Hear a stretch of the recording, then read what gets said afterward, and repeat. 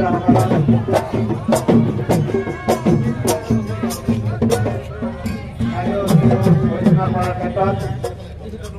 গ্ৰহণ কৰিবৰ বাবে সমূহ বিষয়ববীয়া সকলক অনুৰোধ জনাইছোঁ।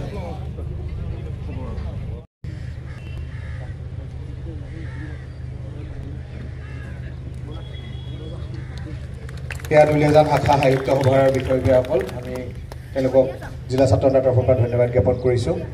ৰাহুল কোঁৱৰ ডাঙৰীয়া, অন্য এজন উপদেষ্টা অৰ্জুন চেত্ৰী ডাঙৰীয়া, এটি ফুলাম জাপি, এটি স্মাৰক,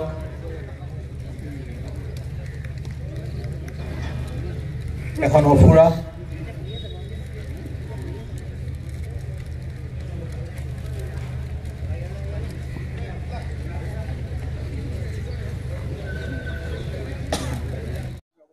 সদৌ অসম ছাত্ৰ সন্থাৰ যোৱা ২৭ আৰু ২৮ জানুৱাৰীত অনুষ্ঠিত হৈ যোৱা শিৱসাগৰ সাধাৰণ সভাত আমাক সাধাৰণ সম্পাদকৰ গুৰু দায়িত্ব অৰ্পণ কৰা হৈছে আৰু তাৰ পৰৱৰ্তী পৰ্যায়ত আজিৰ দিনটোত সদৌ ডিব্ৰুগড় জিলা ছাত্ৰ সন্থাই এই দুলীয়াজানত আমাক ৰাজহুৱাভাৱে সম্বৰ্ধনা জ্ঞাপনৰ এক অনুষ্ঠান অনুষ্ঠিত কৰিছে। ইয়াত উপস্থিত হৈ দুলীয়াজানবাসী ৰাইজ, ডিব্ৰুগড় জিলাবাসী ৰাইজৰ মৰম আদৰ লাভ কৰিছোঁ আৰু ইয়াক সাহস, উদ্যম আৰু প্ৰেৰণাৰ প্ৰতীক হিচাপে লৈ সদৌ অসম ছাত্ৰ সন্থাৰ সংগ্ৰামী ধাৰাটোক বলিষ্ঠ ৰূপত আগবঢ়াই নিবৰ কাৰণে প্ৰতিশ্ৰুতিবদ্ধ হৈছোঁ।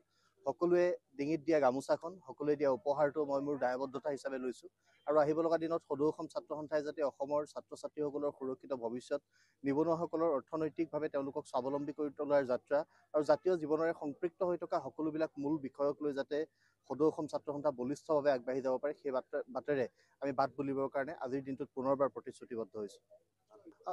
অসমীয়াৰ স্বাৰ্থ সুৰক্ষিত কৰিবৰ কাৰণে সদৌ অসম ছাত্ৰ সন্থা আমি দায়বদ্ধ আৰু খিলঞ্জীয়া মানুহৰ প্ৰভুত্ব থকা এখন অসম আমি বিচাৰোঁ। চাকৰি বাকৰিৰ পৰা আৰম্ভ কৰি ঠিকা ঠুকলি সকলোতে অসমীয়াৰ অগ্ৰাধিকাৰ হ'ব লাগে।